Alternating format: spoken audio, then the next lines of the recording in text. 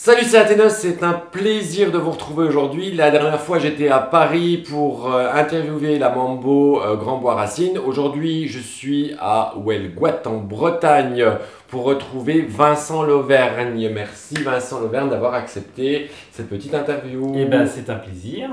Alors pour ceux qui ne connaissent pas Vincent, tu es multitâche parce que tu es Polyvalent. Voilà, polyvalent, tu es écrivain, conférencier, tu es spécialiste au niveau de la... Enfin spécialiste, on n'est jamais spécialiste, mais je veux dire quand même spécialiste au niveau de la magie, au niveau de la lithothérapie, de l'énergétique en général.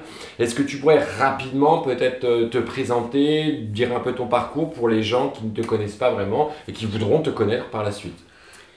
Pour me présenter, donc oui, effectivement, en fait, je m'intéresse depuis une trentaine d'années à tout ce qui est magie d'abord, astrologie, magie, alchimie. Et en fait, c'est finalement parce que c'est ce qui m'a fait déborder sur la bioénergie, la thérapie énergétique, puisque en fait, on parle exactement de la même chose finalement.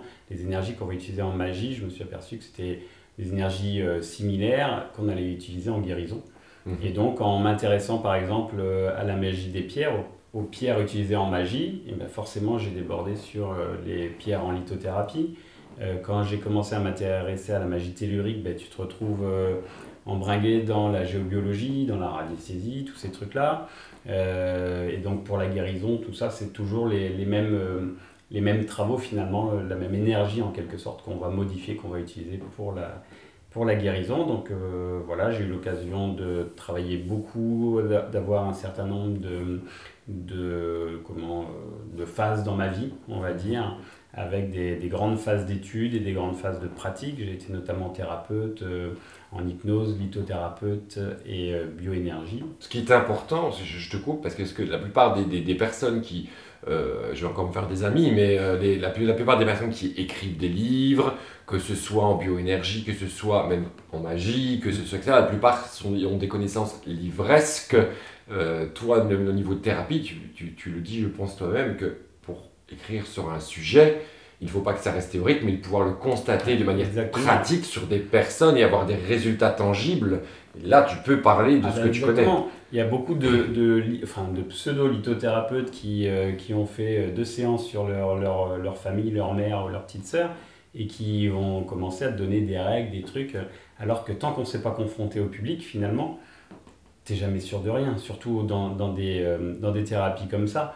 Tu ne peux pas dire que tu sais ce que va faire une pierre sur une personne si tu n'as jamais essayé. Et comme d'une personne à l'autre, ben, les effets sont différents, il va falloir accumuler un certain nombre de tests, on va dire, de personnes donc, sur qui on va travailler pour faire une synthèse des effets. Et ça, il n'y a pas photo, hein. C'est le temps et la confrontation au public. Oui, quoi. c'est un forgeron conduit à forgeron, d'accord. Mais tu t'intéresses aussi au côté plus pragmatique, c'est-à-dire que tu essayes quand même un petit peu de dépoussiérer, je dirais,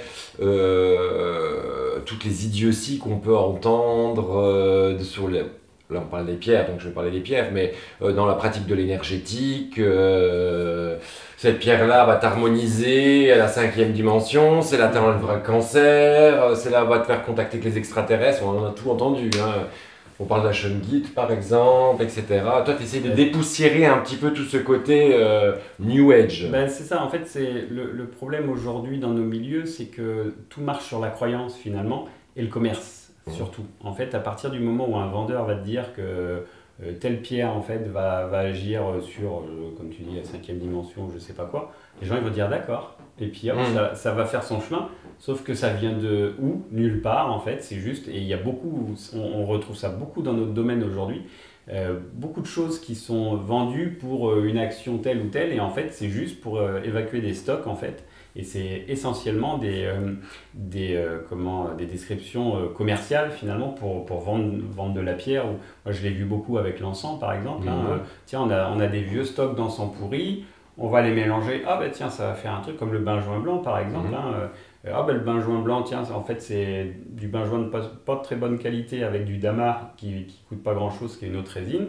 On appelle ça du benjoin blanc et puis ben, ça fait tout, quoi. Ça fait purification, protection. Non, en fait c'est des stocks de résine finalement de très basse qualité, mais qu'il faut évacuer. Et puis, comme je dis souvent, comme il y a les gogos, en fait, on nous prend... des vaches à lait. On nous prend pour des vaches à lait, on nous prend pour des gogos. Ceux-là, ils croient n'importe quoi, donc on leur dit, tiens, avec ça, tu vas protéger ta maison. Non, en fait, c'est juste, les gens, ils achètent, ils sont, ah oui, puis je le sens. Parce que pareil, nos sens sont tellement faillibles et soumis à nos croyances que, les gens, le vendeur, il a une bonne tête, il va te dire, tiens, ça fait ça, d'accord, je suis d'accord, et je sens que c'est vrai, oui, mais non, en fait. Mais je rebondis sur ce que tu dis, parce que je sais que tu as écrit un excellent ouvrage sur les encens, que je mettrai par là. C'est surtout pour les gens, la plupart des gens qui regardent mes vidéos, ils le savent, je suis assez, comme je dis souvent, je me fais des amis. La plupart des encens qu'on achète actuellement dans les boutiques, et c'est pas la faute des revendeurs, parce qu'ils sont pas formés pour ça, mais la plupart des encens qu'on achète dans les boutiques ésotériques, c'est quasi souvent, je vais pas dire de la merde, mais voilà, c'est pas ce que ça devrait être. Les olivans, les gens ne savent pas qu'il y en a plusieurs qui font des effets complètement différents. C'est pareil pour la myrrhe, le poponax, etc. Et je pense que c'est bien que tu en parles très légèrement à ceux qui nous écoutent, qui vont peut-être se poser des questions, dire merde, j'ai demandé un oliban, je pensais que tous les olivans faisaient la même chose, bon, le vendeur m'a donné mon sachet d'oliban. Voilà, tu vois, pour essayer de aussi avertir un peu les gens qui fassent attention et où peut-être se fournir en dehors des réseaux ésotériques classiques pour avoir vraiment, je dirais, des encens de bonne qualité. En fait, c'est une vaste question, si tu veux. Le problème aujourd'hui, c'est ça, c'est que le circuit de l'encens, finalement, de la résine, on va dire, que nous, on va utiliser en encens, c'est une matière qui n'est pas utilisée seulement pour les encens, et ceux qui vont utiliser ces matières-là en priorité, c'est avec les parfumeurs, les grands groupes de parfumerie. Oui.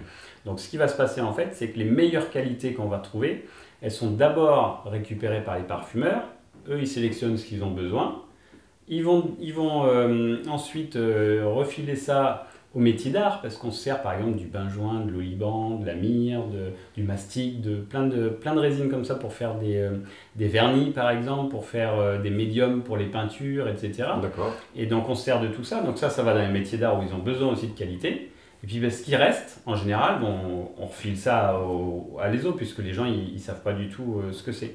Et ce qui est vraiment problématique aujourd'hui, c'est qu'il n'y a aucune réglementation dans le milieu ésotérique pour nous donner par exemple des indications de pointe de récolte, on va dire, et de traçabilité, c'est-à-dire avoir le nom latin. Quand tu vas acheter une plante dans une herboristerie, tu as forcément le nom latin de la plante pour vérifier que c'est bien cette plante-là et pas une autre qu'on est en train de te refiler, et tu as la provenance. Et c'est la loi, oui. Exactement. Dans l'encens, tu as marqué au Liban, myrrhe. Oui, mais quel au Liban, quel myrrhe, d'où ça vient? Peu de gens le savent, peu de gens le savent. Ça. Ouais. Et en fait, pour faire changer les choses, il n'y a pas 50 solutions. En fait, il faut que les gens aillent dire aux vendeurs, moi, s'il n'y a pas le nom latin, la provenance, j'en veux pas. Le vendeur, à un moment donné, il va aller voir son fournisseur, il va dire, moi, si j'ai pas la provenance et le nom latin, j'en veux pas. Et c'est comme ça qu'on va faire changer les choses. En attendant, c'est vrai que les réseaux aujourd'hui de boutiques ésotériques, ils vendent ce qu'on leur donne. Et ce qu'on leur donne, c'est pas de la qualité. Voilà. C'est un peu aux vendeurs à dire à leurs représentants, bon, t'es bien gentil, mais maintenant je sais qu'il existe plusieurs encens de tel type, tant que tu me donnes pas les références, moi j'ai un magasin de qualité, et là je m'adresse donc aux revendeurs des boutiques éso, vous leur demandez carrément, donne-moi le nom latin pour que je puisse dire à mes clients, voilà, c'est un mot, provient de là, celui-là fait ci, celui-là fait ça, etc. C'est une très bonne démarche. Mais c'est une démarche qu'on comprend quand on va acheter des légumes chez le marchand ou je sais pas, une côte de bœuf chez le boucher, tu sais, on veut toujours la traçabilité, tout ça. Dans les encens, bon, c'est pas grave, on se dit c'est pas grave, on le respire juste. Mais ce qu'on respire, en fait, on l'ingère de la même façon qu'on va manger des légumes ou de la viande.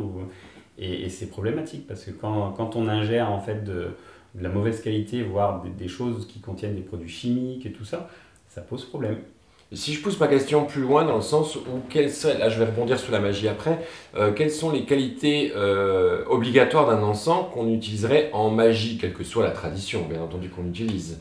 Alors, en termes de qualité, déjà, il va falloir, donc, comme je disais, vérifier la traçabilité, c'est ce qui va donner le parfum. Et donc, pendant cette semaine qu'on a passé ensemble, j'avais ramené, tu te rappelles, j'ai ramené pas mal de résine. Trop bon. Et en fait, quand tu ouvres le pot et que ça sent à 5 mètres, Alors que c'est juste une résine, ça a déjà un gage de qualité. Preuve de qualité, tu vois, exactement.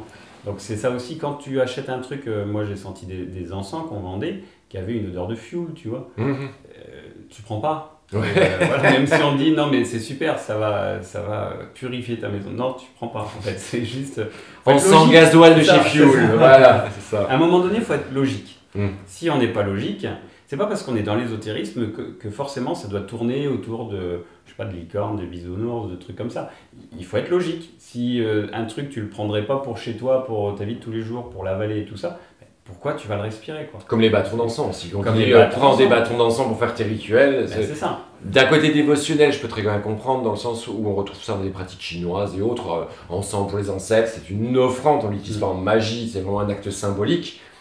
Pardon, je dis n'importe quoi.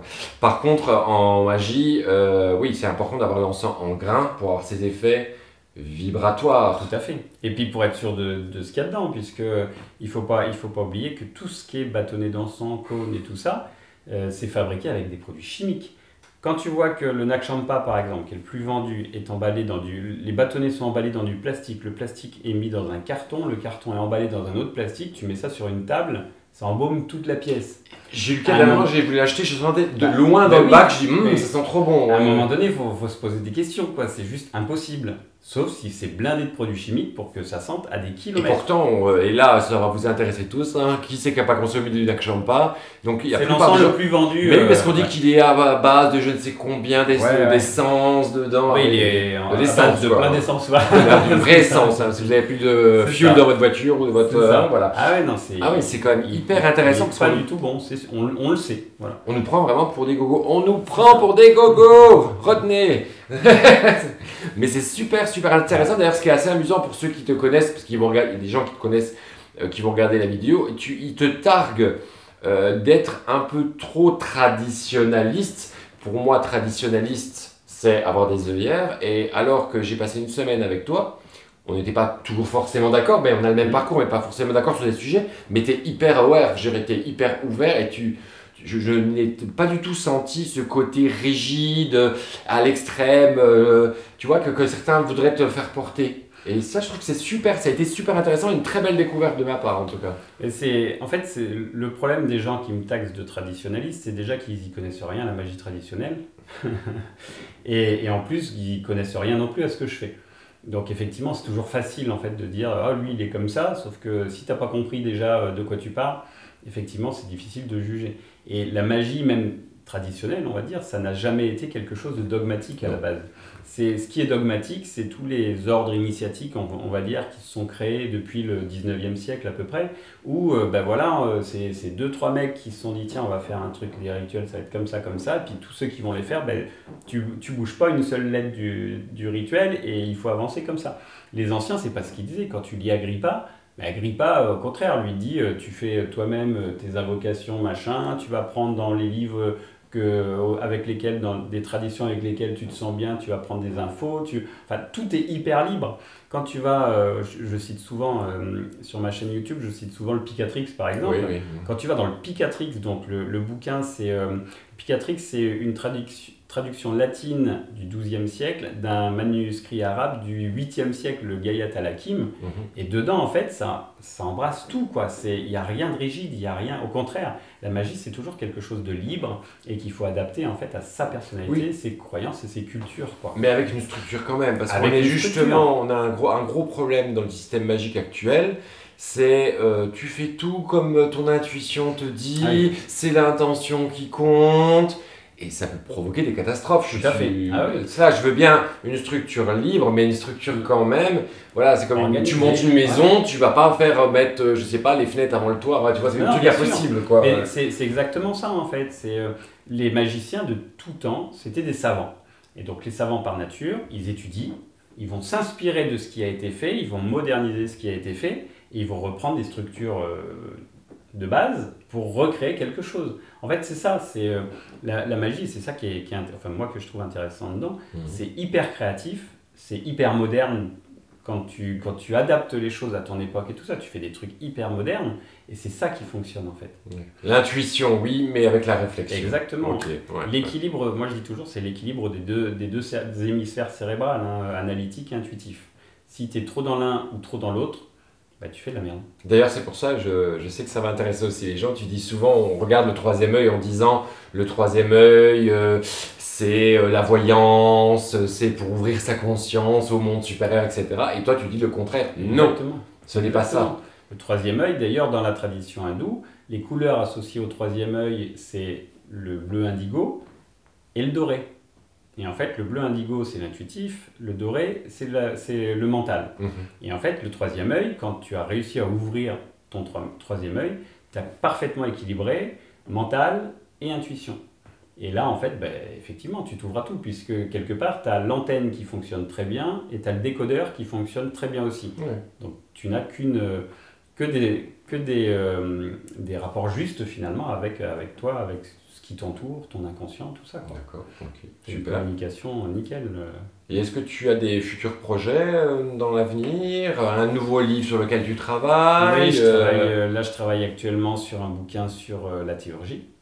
Donc, mon système de théurgie. Donc, c'est pas un truc traditionnaliste, au contraire. Hein, je m'inspire, comme dans mes autres bouquins, je m'inspire de ce qui a été fait dans les anciens manuscrits, les trucs comme ça. Je reprends. D'abord, il faut comprendre pourquoi ils ont fait ça comme ça et comment ça fonctionne.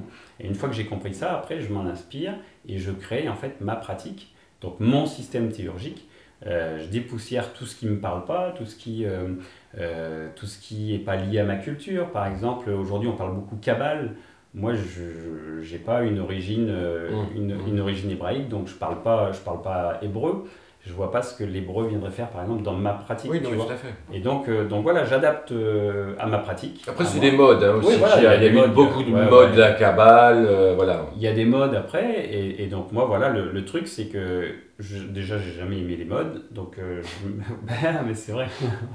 Donc je m'éloigne de tout ça et je m'intéresse essentiellement à ce qui va marcher, tout ce que j'expérimente et ce que j'adapte pour moi. Et après, l'idée de mon livre, en fait, c'est ça, c'est d'expliquer mon parcours au travers de ce système de théurgie pour que les gens puissent fixer le leur. Ce qui a fonctionné pour toi, faut pas forcément répondre à Non, quelqu'un d'autre, non. mais dire voilà ma base à moi. Mais voilà, donner créer à des vous. sources d'inspiration, Ouais. des choses comme ça. Ouais. Et pour juste un petit, après on mettra le petit mot de la fin, pour les gens aussi, je sais que je sais, oui, j'ai participé, donc voilà, forcément à des stages, tu fais des stages sur plein de sujets différents, Ouais. parce que beaucoup de personnes vont acheter des bouquins, enfin, tu en écris, j'en écris aussi, mais parfois ils sont complètement perdus, et donc tu fais des stages, si on peut dire rapidement, sur quel type de sujet tu fais régulièrement des stages?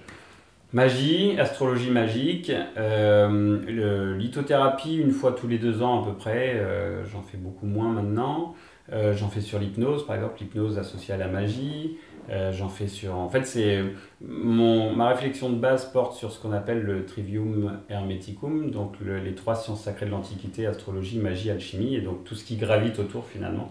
C'est là-dessus en fait que je fais des... Qui est ouvert à tout le monde, quel que soit son niveau de connaissance, parce que les gens vont peut-être dire « Ah mais moi je peux pas, je m'y connais pas assez », donc... non, pas du tout, c'est ouvert à tout le monde, et puis généralement les gens trouvent que je suis suffisamment pédagogue pour me mettre à la portée de tout le monde, donc tous ceux qui viennent généralement ils ont l'air contents, ils veulent même que je refasse des stages. Oui, j'ai passé une semaine, pour vous dire juste la petite chose, on est donc en Bretagne, on a passé une semaine en Bretagne, on était 15 sur le domaine de la magie, c'était merveilleux, on a été visiter des lieux la nuit, on a fait des méditations dans des grottes sacrées, tout ça. C'était vraiment super, on a travaillé sur les pentacles, les condensateurs.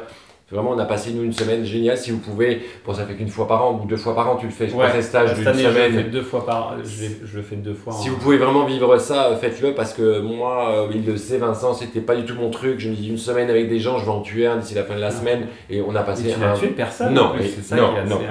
Les gens n'ont même pas voulu me tuer moi. Vous vous rendez compte? Donc voilà. Un petit mot de la fin, Vincent, pour conclure cette petite interview très sympathique. Oui. Qu'est-ce que je pourrais te dire que très content en fait de t'avoir rencontré. Bon, ça fait quelques temps maintenant qu'on se connaît et on a un parcours effectivement, comme tu disais, qui est très proche. Et donc voilà, c'est une personnalité que j'aime beaucoup. Merci. Et j'espère qu'on va continuer de faire des choses comme ça. Bien sûr. Et on peut te retrouver sur ton site internet pour les gens qui te recherchent, dans ta page bien sûr Facebook.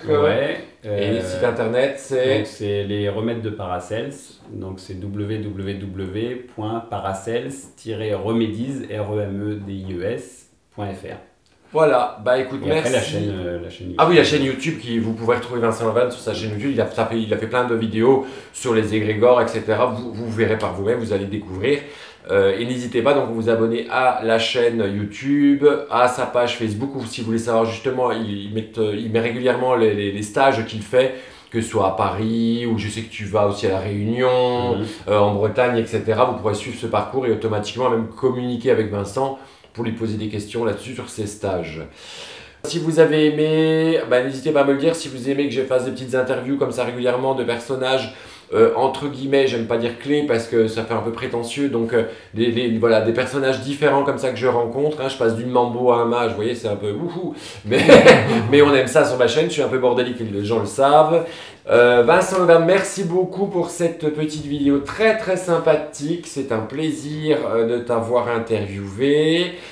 Si vous voulez savoir la suite de cette vidéo, on l'a fait en 2 fois, c'est-à-dire que sur ma page j'ai la première partie où j'interview Vincent Levan, comme vous avez pu le voir, et sur la chaîne de Vincent, que vous pouvez aller et vous abonner et liker toutes les vidéos, où ce sera le contraire, ce sera Vincent qui va me faire une petite interview. Donc n'hésitez pas, allez liker et abonnez-vous à sa chaîne, à sa page Facebook. Et nous on se retrouve très très bientôt pour une autre vidéo. Merci beaucoup, très bonne journée à vous, à plus tard, salut.